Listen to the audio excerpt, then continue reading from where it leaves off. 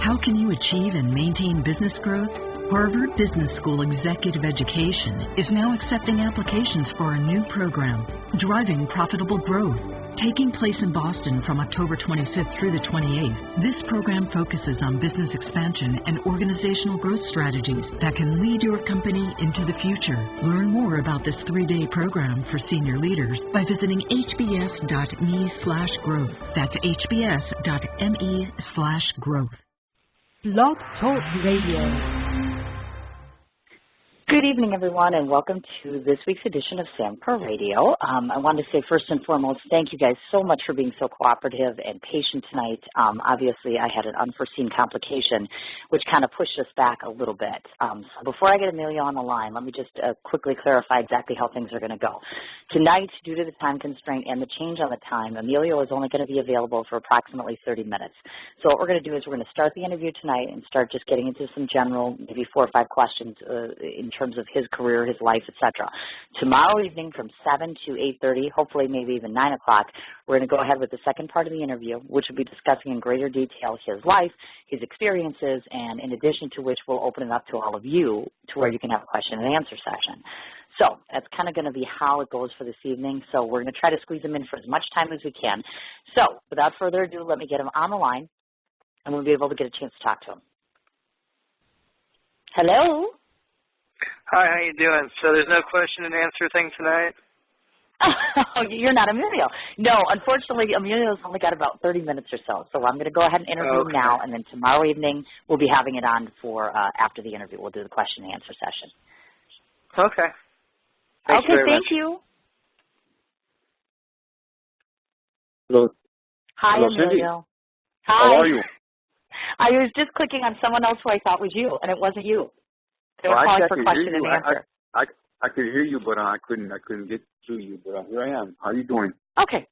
I'm doing okay. I'm much better now that we're both here. I'm here, you're here, we're both here together. This is definitely a good sign. That's and good. I was just explaining to the audience before I put you on kind of how the gamut's going to go for tonight, which is I'll try to squeeze in as much as I can in the next 30 minutes about you. We're going to go through just basic details about your life and things. And then tomorrow we'll get more extensive in terms of TV, film acting, Sons of Anarchy, charity, things along those lines. You got it. Okay, awesome. All right, well, let me just tell you a little bit about you. Actually, this is more so for the audience. Let me just emulate to them some of my thoughts as it relates to you, and then we'll get going on the questions.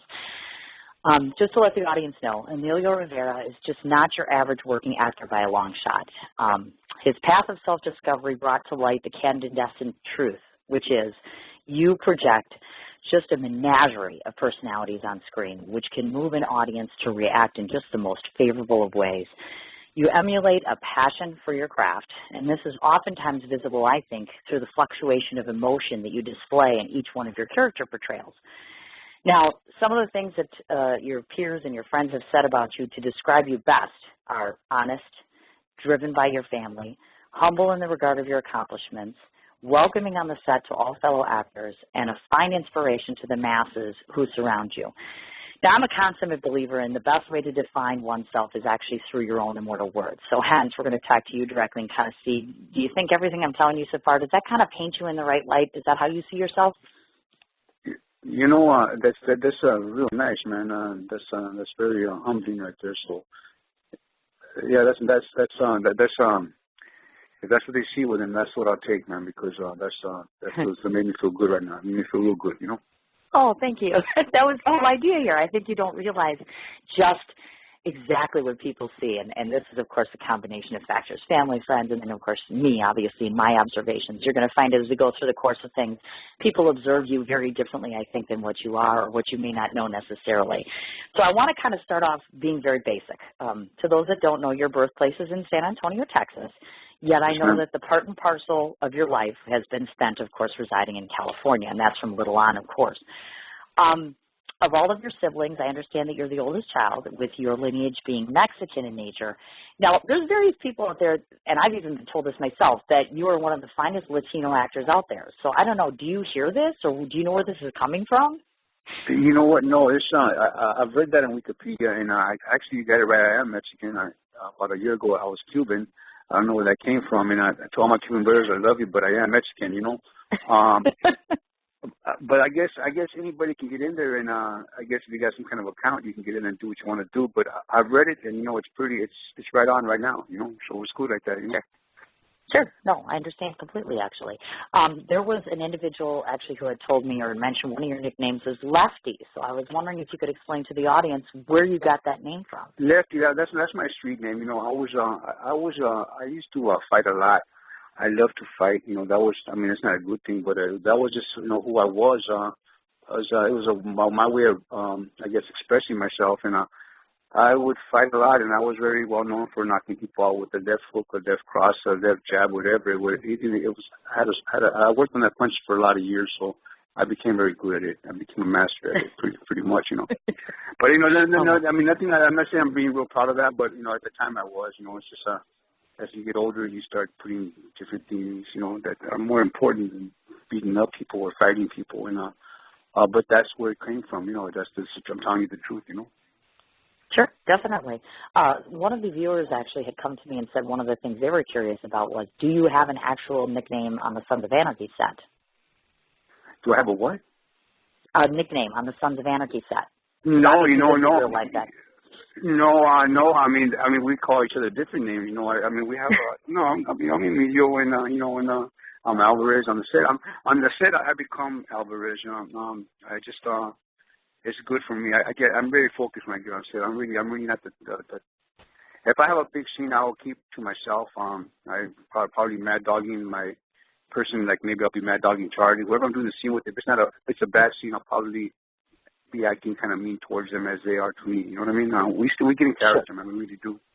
And then, but then if it's a short scene, because I love to have fun with everybody, but a lot of times I'm not the best memorizer, in lines. So I'm shit until the day I work. I'm still trying to get my lines down. You know what I mean? So that's me pretty much. Okay.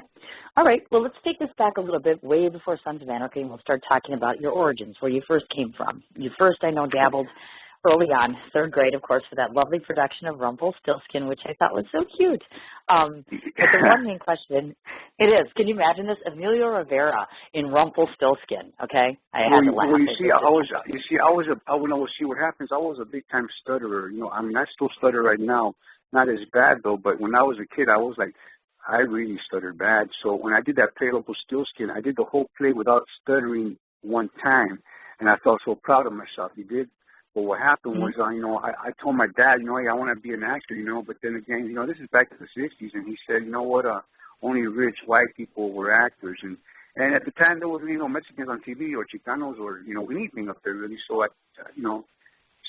said, you're right, so I got sidetracked with the gangs and drugs for a lot of years, man, so until I got sober when I was 29, I decided to take it up again, and it worked out, Sure, definitely. Would you think it would be a fair assessment, in your opinion, because you were an early on actor, meaning you started off early at a younger age, do you think that lends itself to becoming a better actor because you've started off so early, or do you think there's no truth to that?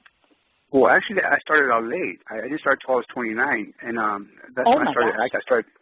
I didn't start acting until I was 6. No, I did that one play, and that was it. I was like, I lucky doing that play, and I had fun doing it, but I never did it again, so I got to 12, 29 years old, and my best training was my life, So now, it's kind of, I'm in awe when I see a 14-year-old, 12-year-old putting on these, expressions when they, where do they get it from? How much do they live in a short period of time? I've lived a long life, at 29, and I've been through just about everything, so I can just put my life into people's words now. You know what I mean? Sure. This is my training. Do you find? Now, I want to speak just to theater acting, meaning just on stage as compared to like the TV and the film. Is there a certain element about that you enjoy more so than being on television or in film per se? Is there something that appeals to you more about theater? I did 20 theater productions before I did my first TV show, and you know what? I love the theater more than TV and film because you have instant response right there and there from the audience. You can hear the ahs and the oohs and the sniffings because they want to cry. It's really very rewarding there, but it's just like the money's way different. What I make in a whole month of production, I could probably do in a day, as a TV film actor. You know what I'm saying? So the money's way different, but I get a better satisfaction from the stage. I really do. Oh, definitely. Do you think about, now, again, speaking to theater, of all the character portrayals you've done in the past, was there one that you think emulates the real Emilio the best? And if so, how? As far as theater? Mm-hmm. As far as, you know what, there was a play. It was a two-man piece, and it was called Just Us. And that one, it did really well. And it was, I really love that character. Actually, you know, I did one about 6 years ago called Water and Power, and there was a character in the play called North to Sud, which a friend of mine played. But we just finished doing the movie, man, and now I got to play that character for the film version. So I'm really proud of that. You know what I'm saying? Okay. Oh, definitely. And the other thought I wanted to lend. I'm sorry. Go ahead. Go ahead. No, the one thing that was floating through my head actually before I decided to do the interview, I said to myself, one thing that I could picture you doing is actually having an eventual theater of the arts bearing your name to it. Am I nuts for thinking this? Because I'm like, I know you've projected a love of the theater. Is that something you'd venture into, having some project of your own like that? I would love that, but right now, you know, I'm more focused on the film and TV. I'm actually going to direct my first film this year, and I'm really proud of that. You know, so it gave me the opportunity. But eventually, I would love that because, you know, I write little, you know, 5-minute bits, and, you know, pieces, you know, of my life, and I would like to put that on stage. That would be very nice, you know. Oh, definitely. I imagine so, certainly. Okay. One thing that I wanted to cover, and hopefully we've discussed this before, obviously, you have had a journey towards establishing yourself as a noteworthy actor. But, of course, unfortunately, some people don't always have a road that's paved with sunshine and roses. Sadly, in your particular case, you've had some things that have happened, meaning the criminal activity side of things as well as using drugs, or drug uses, I should say. More specifically, heroin and crack is what you had stated to me. I wanted to take a little time to talk about that for a little bit, if that's okay. First off, to let the audience know, I know that you were first and foremost forthright in your admissions of what society would call quote-unquote wrongdoings. There was a documentary-style project that was entitled Gang Life Stories that I actually watched, and I saw that you had participated in that. First off, exactly what served to be the driving force behind your final departure from this type of lifestyle?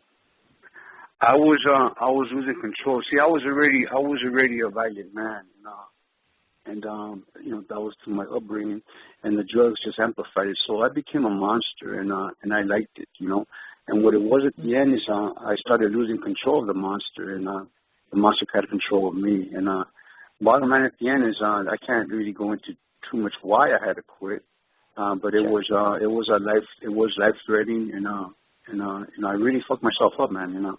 And if I didn't see myself get clean when I did, I probably would have hurt a lot of people and probably ended up not being here right now, you know. So I got clean at the right time, and now I talk to kids and grown-ups and tell everybody, you know, a different way of lifestyle of gangs and drugs, you know, because there is only one answer. I mean, that's you either get clean or you go to jail, or you go to the grave, man. And it's true because, you know, most of my best friends, man, you know, are doing life or they're buried, man. You know what I'm saying? Those are my guys, you know what I mean? They're gone, you know, and I'm one of the lucky ones. You know, and there's a few of us out there still, you know, who made that change, and, you know, God bless for that, you know.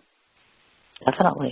And I'm certainly elated to announce, of course, May 15th actually signifies 23 years of you being clean and sober. So we are kudos to you on that. I am in awe of Thank that. you. That is a huge I'm very proud of that, Cindy, you know. And I'm not the kind of guy, you know, I swear in 23 years I've probably gotten about 5 takes because sometimes I think it's because every year when you get every year you're sober, you're supposed to get a cake, you know, and I've never really got into it too much because I think it's a fluke, man, you know, and so it's kind of like I don't want to. Last year my wife got me a cake against my will, and she goes, "No, it's something big. You should have this," and I go, "I don't want it," but you know, back and forth, and but she got me, you know, the cake and the balloons, and you know, and I will probably celebrate again this year, but I just celebrate. I just celebrate with my life and my son and my wife. You dig what I'm saying? I'm just grateful, man. You know. Definitely. Now, I've got a few more questions relative to this. Now, obviously, of course, we all look at you and we see that you have this very tough physique and just very strong personality. So even you yourself, I'm sure, must harbor some sort of personal fears. So hence, one of the things I want to know is, has it ever occurred to you, have you ever been afraid of the thought of relapsing? Has it ever been an issue for you? You know, it's funny you say that because, I've heard many stories where people are clean 20 years and all of a sudden they fill out and I'm thinking, what the fuck, are you crazy? And it is really one day at a time because when I had 7 years ago, when I had 16 years from sober, I went through something and you know what, I almost relapsed, man. I understand that you can relapse because I almost did and I'm glad I didn't, and but it can happen. I'm an addict for life and I accept that, and so you know what, it is a day at a time, man. You know what I'm saying? And my biggest fear, man, is to die a lonely old man. And that's my biggest fucking fear because I don't really scared too easy. There's nothing that scare me. I've been through pretty much like anything, like I said. But to die a lonely man, because I've seen it happen. That's my biggest fear, man. So I try to take care of what I got, a lot. My wife, my boy. That's all I got now, man. All that other shit I do, I love it. Work is work, but it don't mean shit unless you got a family, man. You know what I mean? Oh, definitely. And if I might just interject this, and certainly, hopefully, I just have to address what you just said, that fear in and of itself.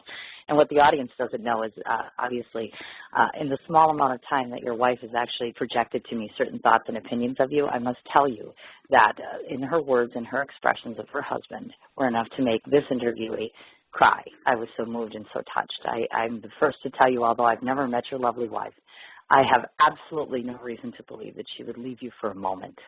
It's very endearing, actually, what you have with her. I just thought I'd throw that out there. You talked to my wife? She just interjected a few things and told me a few things. That's my job, is to ask your wife questions amongst everyone else. Okay. Yes, okay. and I tomorrow, if you tune in tomorrow, Emilio, to your own interview, you will find out what your wife said about you. It was moving to the point of tears. In fact, I was still crying right before I came on air. If that tells you something. Wait for tomorrow, folks. You'll hear about it. Yes. It's very really sweet. Cool. And I can't wait for tomorrow. Shit, I want to ask her what the hell she said. Okay, that's cool, man. I got a job to do. I got to cover everything. That was a nice surprise. Okay, that's cool, man. Oh, don't worry. There'll be more coming. That's okay. In your opinion, was there ever a point in time where using drugs hindered not just your personal life, but did it ever have professional consequences? Did it ever affect you in that regard? No, but you know what it was, man, is that, I was a mechanical engineer for Hostess Cakes. And what happened was the Hostess Cakes was located in my neighborhood, in my neighborhood, so it didn't matter what I did. I could come in loaded, whatever, because they couldn't fire me because even though I worked at their job was located in my neighborhood, so I could do pretty much whatever I wanted to do. You know what I'm saying? I ran pretty much went on there, so I did what I wanted to do, and I feel bad. I mean, I'm not nothing to be proud of, but that's just the way it was. And that's come. I've always ran on my own tune. I never really listened to nobody. Even when I ran with the neighborhood, I didn't jump on nobody's car. You jump on mine or don't jump at all. You dig what I'm saying? I've always been my own guy.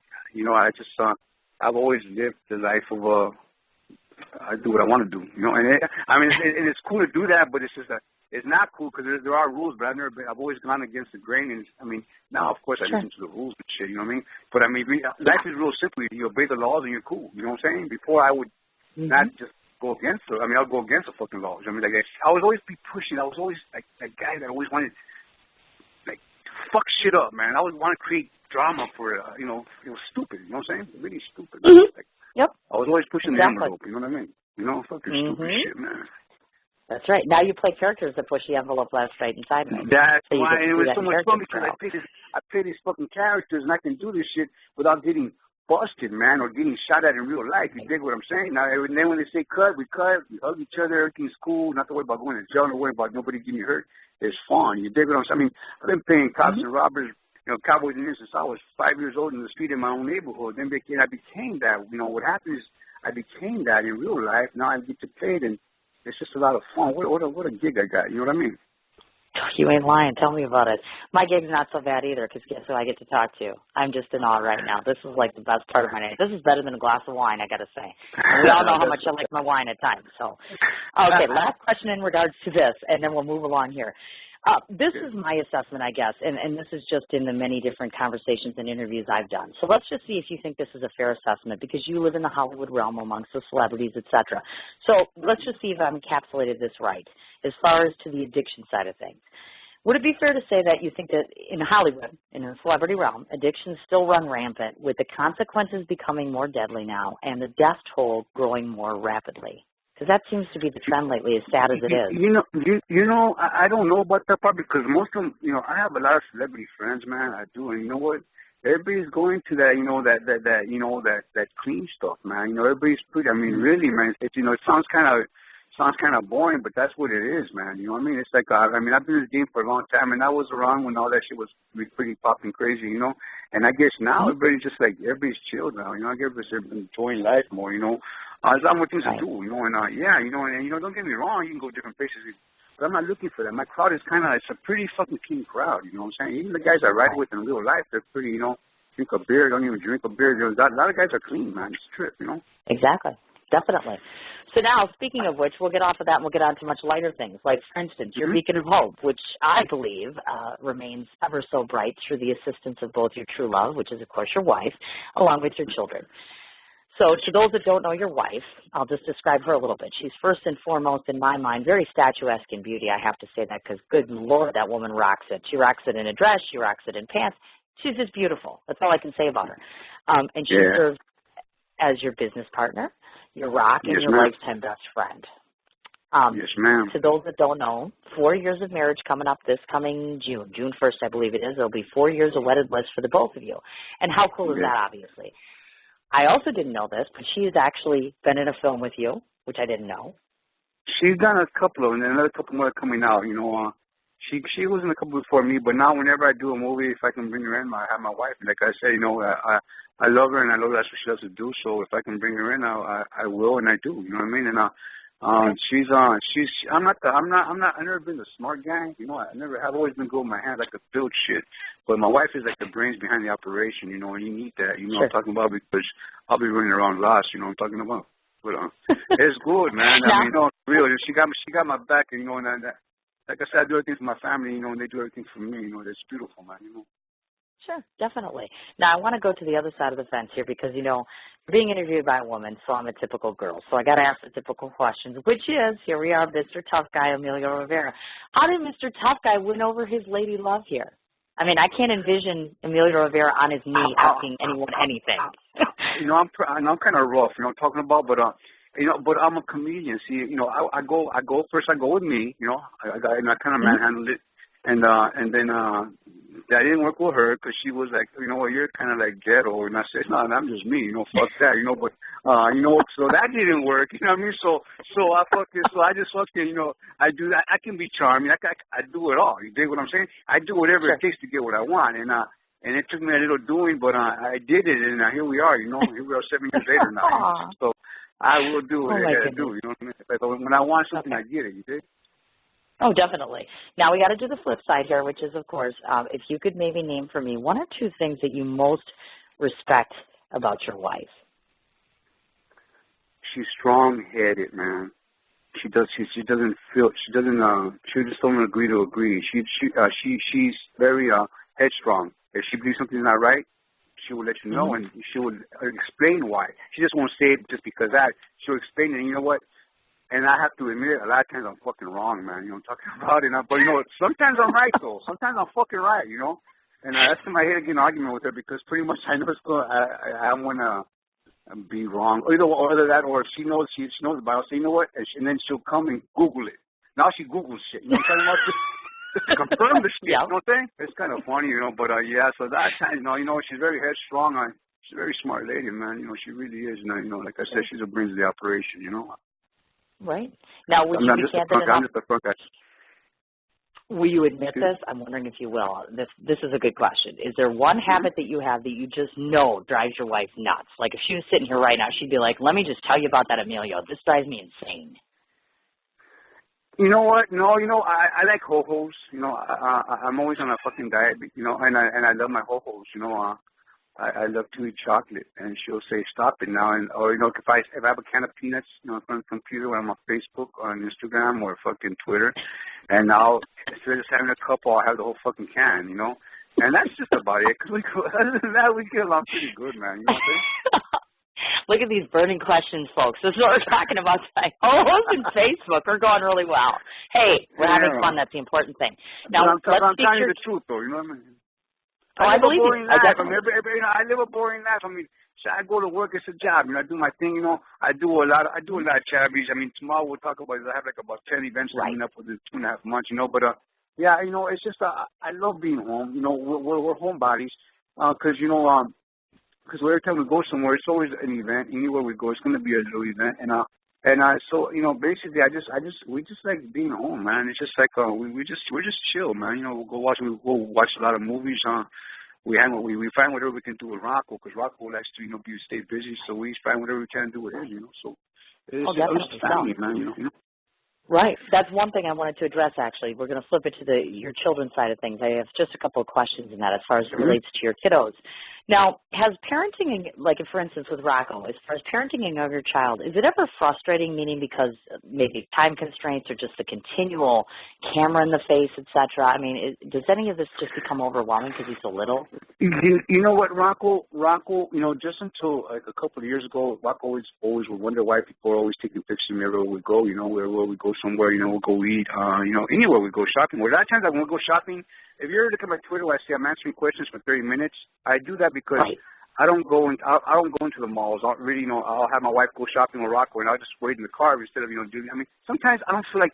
I mean, I love everybody. I love the fans and everything, but sometimes I just want to. I want to just like. I just want to take back. So I'll sit in the car and I'll answer Twitter questions. I'm talking about. And that's what I do, But Rocco, for a long time, said, "Why does everybody want to take pictures with my dad?" And we would just keep quiet, And then my wife told me, "Because your dad's a movie star." And he goes, "He is," So then we show him some stuff because he can't see out of the stuff that I do because I'm always a bad guy, killing people and getting killed. Right. So we show him the stuff that like Spider-Man 3, Jim Carrey stuff that I've been in. You know what I mean? And then he gets it. You know what I'm saying? And even though we do like when I'm on TV, like next week I'll be on SVU next Wednesday. Like I'll show him a little piece, but when it gets ugly, I'll just take him to the other room. You know what I'm saying? So I will show him that this is what I do. So now he's used to it. And now he's trying to get in all the pictures now. I'm talking about. So it's kind of funny. It's pretty funny. How cute is that? That's absolutely awesome. Now, if I were to ask you, in what way do you wish to be an inspiration to your children? If there's one thing you want to pass on to them, what do you think it would be? You know what, man? Just be a good person, and just treat people with respect. Love the people, love everybody. Love the dogs, love everything that lives, man. I don't want my son to have a ugly bone in his body. Later on, he's gonna find out, life isn't all pretty and roses and shit. But as far as it's with me, and as long as I keep him that way, life is beautiful, man. You know what I'm saying? Just be nice to everybody, respect. That's all it is. I would agree wholeheartedly. All right, well, now we're going to ask these really invasive questions. Not really, but I know that the audience members and fans, and even myself included, of course, to some extent have this fascination, not just about you as being an actor, but you as being a person, as you started to preface in saying. Maybe indulge for us for a moment. Talk to us a little bit about just Emilio the guy, meaning your personal hobbies, places you like to go. I mean, what is the regular average Emilio? I mean, I've seen you in jeans and regular shirts, but what do you do when you're hanging out? I ride my bike because I tell you that in LA, to get around, I get on my bike to get the beat traffic. You know what I'm saying? So that like right now, I'm kind of sure I have a playoff softball games, and I love softball. I coach baseball. I've been playing since I was 5 years old. I've been coaching all these years. I played tonight's playoff game. Movies. We eat out. I like to try different stuff. I got my little spots I like to go to every day. Me, my wife, and my son. Really basic stuff, man. I'm a real simple guy. I never been a Hollywood guy. I came from not having a lot. You dig what I'm saying? So I'm not a real fancy guy. I mean, I got nice things, but I'm just real easy, man. I'm real simple. You dig what I'm saying? I'm real simple. It's funny when I go out to these. I do events and stuff, we're very well taken care of. My agent acts for a lot of stuff, and we're taken care of, really nice, and I appreciate everything. What's good about everything is I appreciate everything because I come from a lot of nothing, you know what I'm talking about? So, I have a lot of rich in my, how you say, a lot of, life is good. Life is good. I could just say like that.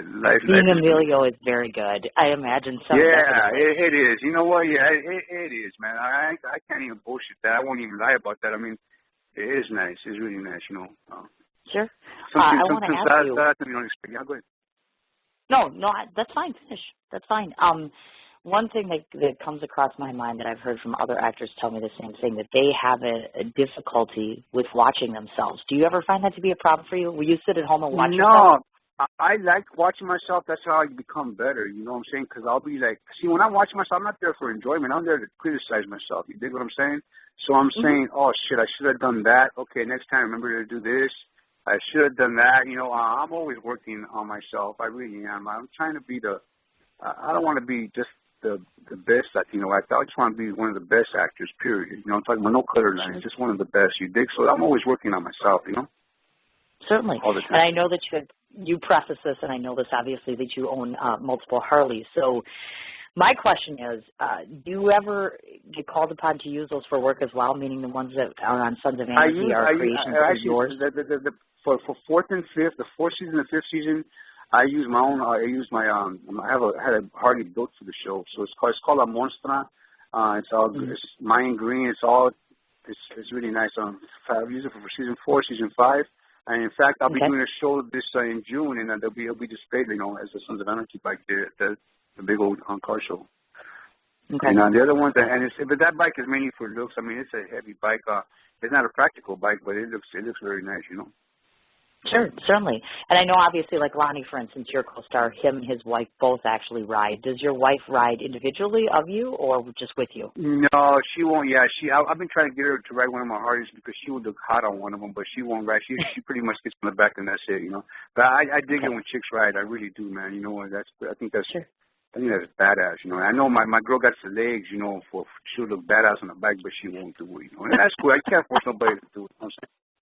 You know. Well, of course not. That makes a lot of sense, certainly. And from the standpoint of Sons of Anarchy now, this is just a curiosity question. As it relates to the bikes themselves, do they showcase only certain ones? And when I say that, I know that they're Harleys, obviously, because Katie Seagal said that, but are they just particular models, like we're only going to use these or these? Do you know what I'm saying? Well, you know, when I made it, when I had the Mayan gang, my prerequisite to be a Mayan, you had to have 8 hangers. You know, you got 8 hangers. You know, the handlebars up in the air. Those are 8 hangers, and that's if you're a Mayan, you got to have 8 hangers. You know what I'm talking about. So that's one of my things. Right. You want to be one of us. You know, that's how it goes. And I ride with about maybe 60 different guys, and so I'm always rotating the guys. You know, like every episode, I'll bring a new guy in, a new guy, and then like this season, if we come back, there'll be some new guys again. You know. Oh, definitely. Gotcha. I understand. Okay. Well, you know what? We're going to cover one more subject here, and then I know that you're going to have to skedaddle because we've already gone past our time, but I'm just having too much fun, so I want to ask another question, and then we'll talk about what we're going to cover tomorrow. One of the things that I found shocking was here's Emilio standing here in a nice little white suit looking like a gangster. I know that's a shock from his play, right, because he never acts like that. You did a music video called High School with Nicki Minaj and Lil Wayne, which I discovered. Yes, ma'am. Okay, is it just me, or have you, as I recall, I don't believe you've done music videos before, or correct me if I'm mistaken.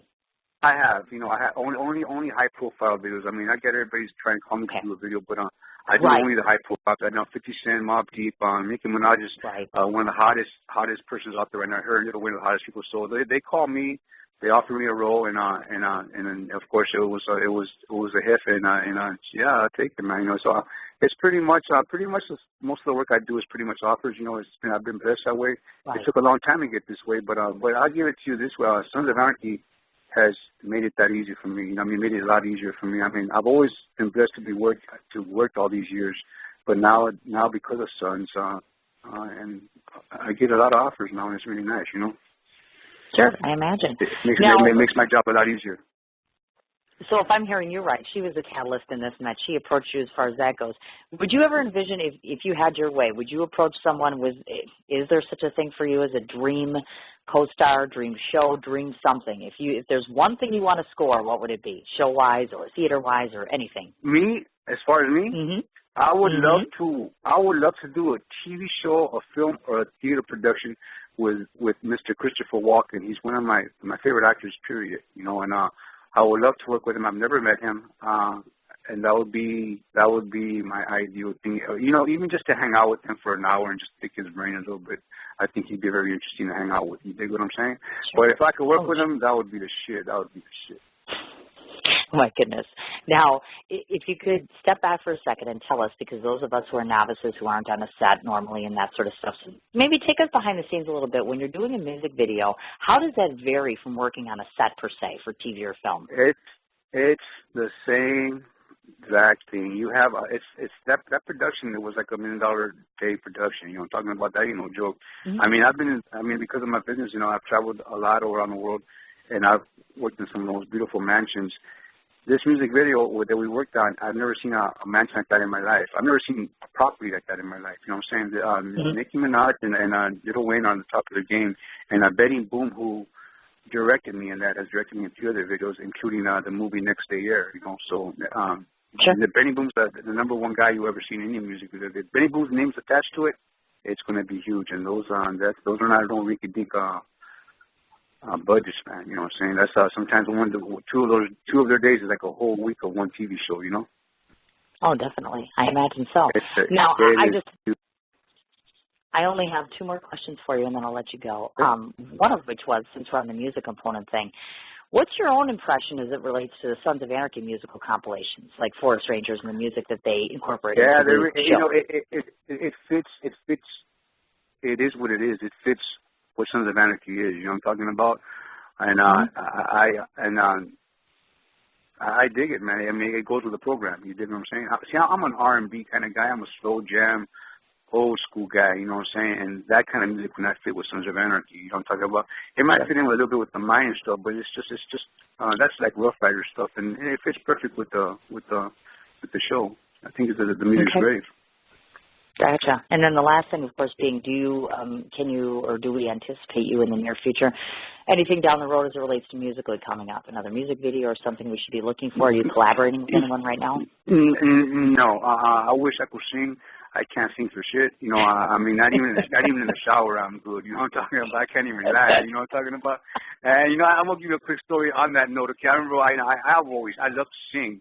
I just can't sing, right? So I remember one time a long time ago, there was a song by Frankie Valli called My Eyes Adored You, and I sing it all the time because I love that song, you know. And I remember they had this thing called Star Treks at Magic Mountain, and I said, shit, I'm going to go, and they had it. So they went in there, it's like a real recording studio, right? So I went in there, I said, you got My Eyes Adored You? So they go, we got it. So I sang it, and they played it, and you pay $30 and you get a tape. Well, that day I went home, I put that tape in the car, I played it. I sounded so fucking bad, I fucking threw that tape away. I never sang again. Fuck that shit. You know what I'm talking about? It was a rude awakening, man. It was a rude awakening. Oh, my God. Did you hear that, folks? Emilio isn't perfect with everything. Did you get that? He can't do everything perfect. I can't believe it. Let's write this down as a note. Wow. Oh, my gosh. Okay, well, let me tell you, Emilio, this is what's going to happen tomorrow. And just for the listening audience, they can listen in too. So tomorrow what will happen is that we're going to be back on air. You're going to be on at 5 o'clock your time. It's going to be 7 o'clock my time. So what we're going to cover tomorrow is we're obviously going to talk about your TV roles, and then we're going to talk extensively about your film roles. We're going to talk about how you've done production and the various other things that you've done. We're going to discuss your charity work, of course, and we'll certainly open up the phone lines to individuals who want to call in and to speak to you directly. And since you now gave me this little bit of note, I bet you'd love me even more if I had Christopher Walken calling tomorrow. What do you think? Yeah. I'd score a few bonus points then. Oh, yeah. Maybe one, half of one, something. Okay, good. Now I have to work on that all night. Great, wonderful. So that would be terrific. If we can get you back here 5 o'clock tomorrow, we'll discuss all of those various different things. I will be here, and I look forward to talking to you again, Cindy. And I still look forward to talking to the audience. Okay. Oh, definitely. That sounds great. Good luck on your playoff game tonight, though. Thank you. I'll let you know tomorrow if we won or lost, okay? Yeah, I'll talk to you. Definitely do that. You let me know that. And we'll be talking soon. Thank you. All right, dear. Bye-bye. Okay, folks, thanks so much for listening in to that. As I mentioned, this was the first half-an-hour scenario as it relates to Emilio Rivera. Unfortunately, I had to let him go. So what we're going to do is we're going to structure it tomorrow as such. 5 o'clock his time, which is 7 o'clock Central Standard Time for myself. We're going to have everybody come back and listen in. Just to let you know, I noticed this evening that there were individuals calling in and holding for half an hour or so. So let me just reiterate now what will happen. I'd like to at least get in the last 60 minutes of his interview, meaning himself and myself doing the interview itself. After that given point in time, after the hour mark comes on, you're more than welcome to come in to ask him a question, and I will be taking as many questions as I can shelf in, or as long as he'll give us, meaning if I can try to stretch him for an hour of questions, I certainly will. To reiterate again, 1-661-449-9910 is the direct telephone number for people to call in. That means after the first hour of interviewing goes, you're free to call in. Unfortunately, I wish I could tell you how long you'll be holding, but because of the fact that there's so many people and the popularity surrounding him, I can't really guarantee. Hopefully, with any luck at all, like I said, we'll be able to get in as many as humanly possible. I'm going to try to keep him on the line as long as possible, and there is a possibility that we might extend this interview out to an actual third show because obviously, of course, we all know that Emilio is just amazing, and I just can't encapsulate him in one interview and possibly maybe not even two. So before I forget to remind you, like I said, 5 o'clock his time, 7 o'clock my time. Please be sure to pass the word along between tonight and tomorrow. As you know here, if you're on Blog Talk Radio, it's Sam Crow Radio, which is the radio show page itself. If you're on Facebook, we have a Facebook page of the same name, Sam Crow Radio. We can be followed on Twitter with the exact same name. And, of course, my name, Cindy, with the last name MIch, is my personal page. If you happen to have comments, questions, as it relates to the show, whether it's good or bad. I don't care if you want to yell and scream at me. I can deal with it. Any of those things, please feel free to personal message me. You can post on my wall. You can friend me. I welcome your suggestions. If you have questions for Emilio and you know you can't listen in tomorrow evening, I'd be more than welcome to go ahead and put all those together for him so that this way we can have a nice tight show and everybody gets a chance to hear everything. Also tomorrow evening on the longer edition show, I'm going to be presenting what I hope will be the theme song for Sam Crow Radio. Very dear friend of mine who lives in the local area here, Mr. Jeffrey Radai, has put together a piece that he feels encapsulates the show, the theme of the show as far as bikers go, as far as Sam Crow Radio goes. So tomorrow we'll give it a whirl. I'll go ahead and I'll play it. It's about 4 minutes long. We'll probably do that at the end of tomorrow's show so as to get enough time in with Emilio. And I would be welcome on your comments and suggestions just to see if that's something we can incorporate into the show, certainly. And last thing I want to mention before I let everybody go, certainly with any suggestions you may have as far as shows go, as far as who you'd like to hear on the show, as far as biker entities, as far as sponsors for the show, individuals I'm now in the process of starting to look at developing a website and clothing and things along those lines, which are things that Sam Crow and I have to discuss. We're trying to expand upon this. We're trying to make this an entity that's going to make everybody as happy as possible, who's going to cater to bikers. Bakers, I'm okay. You can tell it's been a long day for me. We want to be able to cater to all of you as far as your needs, who you want to see on the show, the kinds of things that we talk about, the kinds of things that we offer as far as giveaways, etc. So I welcome your suggestions. I welcome your criticism. I welcome just about anything. So talk to me. Let me know, whether it's on the show page, whether it's here on Facebook, or whether it's on my personal page. Get a hold of me and let me know. Again, thank you so very much to everybody that listened this evening. Thank you so much to Emilio Rivera for taking the time to talk to me. Thank you for your cooperation and waiting this evening. And a big, of course, thank you to Sam Crow and the Crow Rangers Club for their support. Join us again, like I said, tomorrow, 5 o'clock, 7 o'clock Central Time. We'll talk to you then. What you doing? I'm running out of space on my phone, so I'm deleting some stuff. By singing dog. By goal. I pronounce you. By wedding ceremony. Stop. At Metro PCS, you get 2 free phones with twice as much memory. Really? Don't say bye to your memories. Switch to Metro PCS and get 2 free LG K20 Plus phones with 32 gigs when you switch 2 lines. Metro PCS. Wireless. Figured out. Coverage not available in some areas. Sales tax not included in phone price. Excludes numbers on the T-Mobile network. See store for details and terms and conditions.